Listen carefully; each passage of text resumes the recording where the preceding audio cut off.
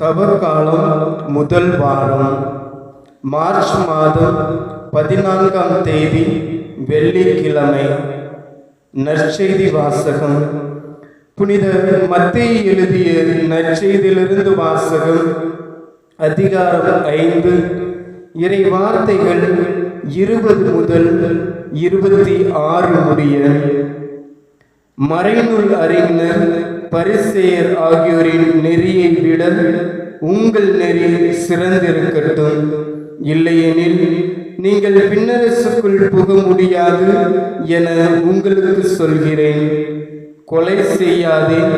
கொலை செய்கிறவர் எவரும் தண்டனை தீர்ப்புக்கு ஆளாவர் என்று முற்காலத்தவருக்கு கூறப்பட்டிருப்பதை கேள்விப்பட்டிருப்பீர்கள். ஆனால் நான் உங்களுக்கு சொல்கிறேன், தம் சகோதர சகோதரிகளிடம் சினம் கொள்கிறவர் தண்டனை தீர்ப்புக்கு ஆளாவர். தம் சகோதரியோ சகோதரியோ முட்டாளே என்பவர் தலைமைச் சங்க தீர்ப்புக்கு ஆளாவர். அறிவிலியே என்பவர் எரி நகரத்துக்கு ஆளாவர்.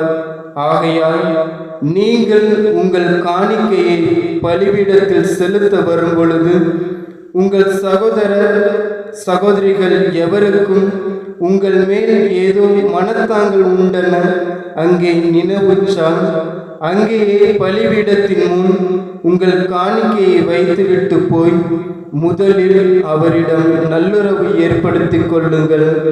பின்பு வந்து உங்கள் காணிக்கையை செலுத்துங்கள். உங்கள் எதிரி உங்களை நீதிமன்றத்திற்கு கூட்டி செல்லும் போது வழியிலேயே அவருடன் விரைவாக உடன்பாடு செய்து கொள்ளுங்கள்.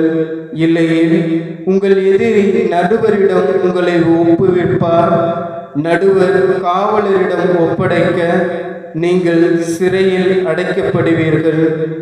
கடைசி காசு வரை திருப்பி செலுத்தாமல் அங்கிருந்து வெளியேற மாட்டீர்கள் என உறுதியாக உங்களுக்கு சொல்கிறேன்.